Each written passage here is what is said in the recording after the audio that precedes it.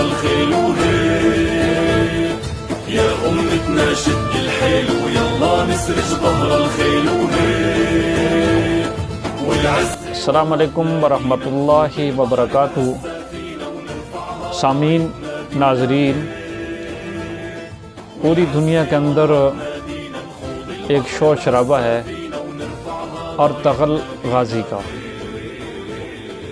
Ertugrul Ghazi نے ماشاءاللہ اسلامی تاریخ کے اندر اپنی جرأت اور بہادری کی ایک داستان رقم کی، اور گھوڑے کی پشت پر سوار ہو کر اس نے پوری دنیا کفر کو ناخن چنے چبوائے اور رہتی دنیا تک لوگوں کو بتا دیا کہ عزت جہاد میں ہے. اور انہوں نے گھوڑے کی پشت پر سوار ہو کر اعلاء کلمت اللہ کی سربلندی کے لیے اپنی جانوں تک کا نذرانہ پیش کرنے سے وہ دریغ انہوں نے نہیں کی. گھوڑوں کی پشت پر جو لوگ سوار ہوتے ہیں اور تن من دھن کی بازی جب لگا دیتے ہیں تو وہ مجاہد جو گھوڑے پہ سوار ہوتا ہے اس کی تو شان کا کوئی مقابلہ نہیں.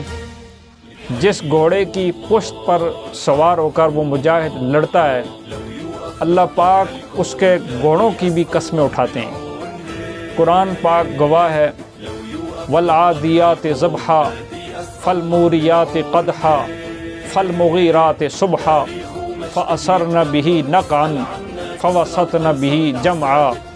یہاں اللہ پاک نے گھوڑا ایک پالتو جانور ہے، اس کی وفاداری کی قسم اٹھائی. والعادیات ضبحا، قسم ہے ان گھوڑوں کی جو بھاگتے ہیں اور مجاہد اس کے پشت پہ سوار ہو کر اس کی نکیل کھینچتا ہے، اور اس کی لگام جب کھینچتا ہے تو وہ بھاگتا ہے، اور بھاگتے ہوئے گھوڑا یہ نہیں دیکھتا کہ مقابلے کے اندر دشمنوں کی تعداد زیادہ ہے، ان کے ہاتھ میں تلوار ہے اور وہاں ان کا مجمع زیادہ ہے، میری جان کو نقصان ہو جائے گا. وہ گھوڑا اپنی جان کی نقصان کی پرواہ کیے بغیر مجاہد جہاں جانا چاہتا ہے، جہاں وہ اپنا جو ہے ٹارگٹ کو پورا کرنا چاہتا ہے تو وہ گھوڑا بھاگتا ہے.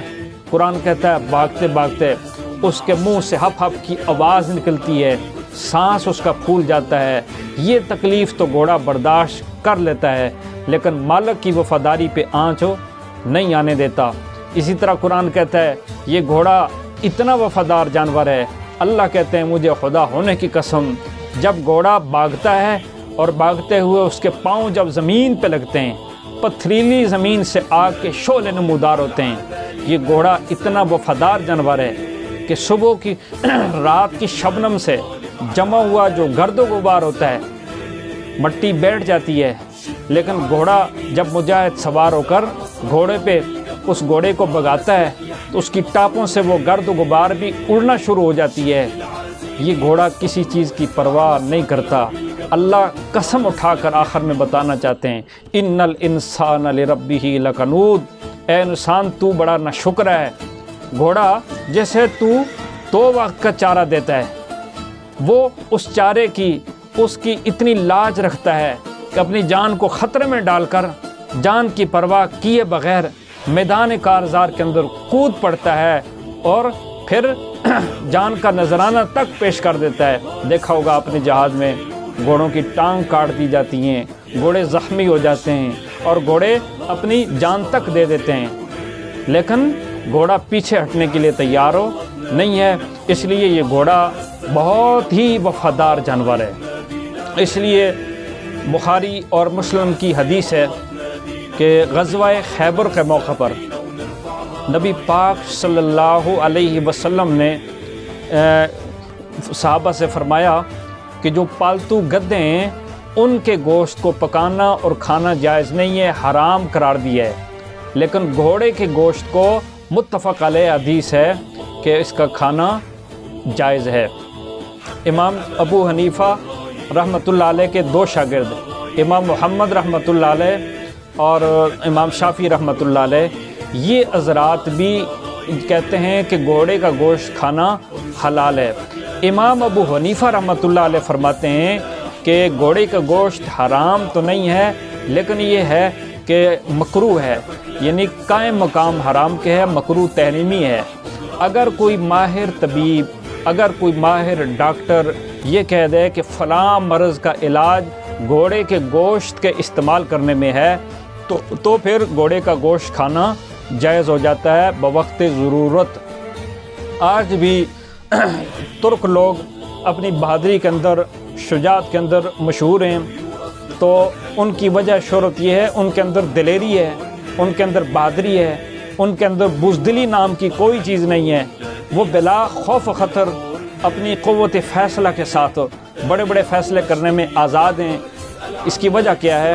اس کی وجہ یہ ہے ترکیوں کے ہاں آج بھی گھوڑے کی بڑی بڑی ڈشیں استعمال ہوتی ہیں، گھوڑا بریانی، گھوڑا مٹن، اور اس کے علاوہ گھوڑے کو بھون کر بھی استعمال کیا جاتا ہے۔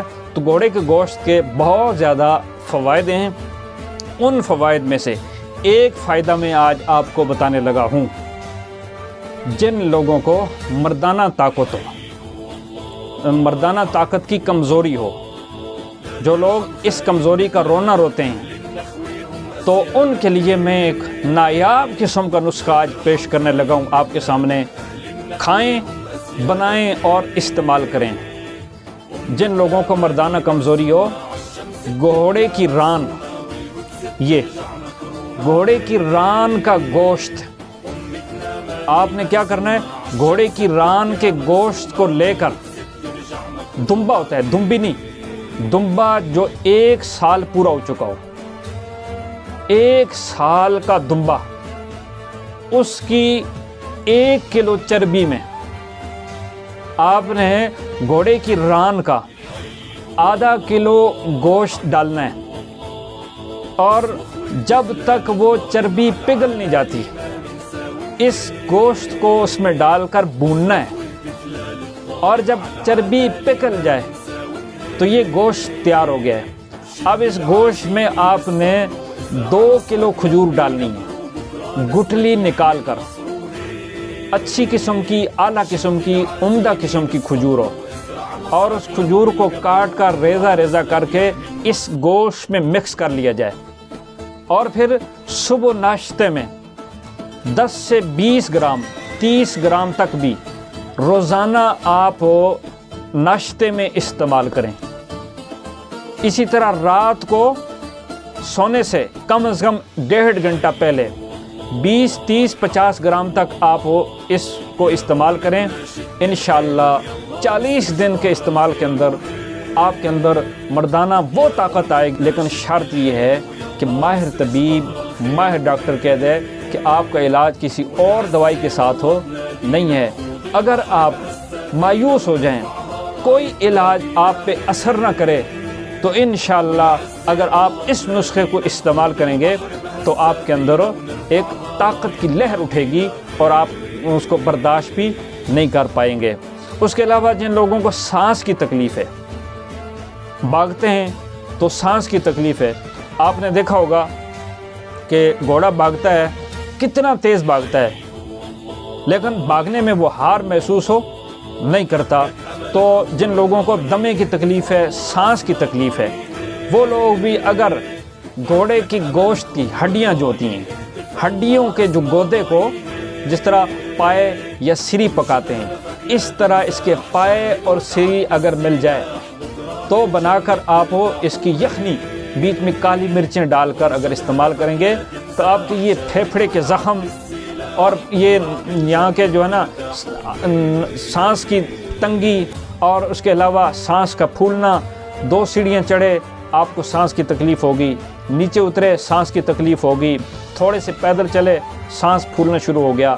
اگر آپ یہ چاہتے ہیں کہ آپ کی سانس پھولنا بند ہو جائے اور آپ جو ہے وہ صحت مند زندگی گزاریں، تو گھوڑے کا جو گوشت ہے ہڈیوں والا، اس کو ابال کر اس کی یخنی بنا کر اگر استعمال کی جائے تو آپ کو سانس کی تکلیف سے بھی نجات مل سکتی ہے۔ اس کے علاوہ جسم میں درد، جسم میں تھکاوٹ اور یہ کندھوں میں کھچاؤ، اس کے لیے بھی گھوڑے کا گوشت انتہائی طاقتور ہے۔ ایک ضرب المثل مشہور ہے نا، بھئی چنے استعمال کرو، کیوں؟ بھئی چنے اس لیے استعمال کرو کہ چنا گھوڑے کی خوراک ہے، اور چنا جب گھوڑا استعمال کرتا ہے تو گھوڑے میں طاقت آ جاتی ہے۔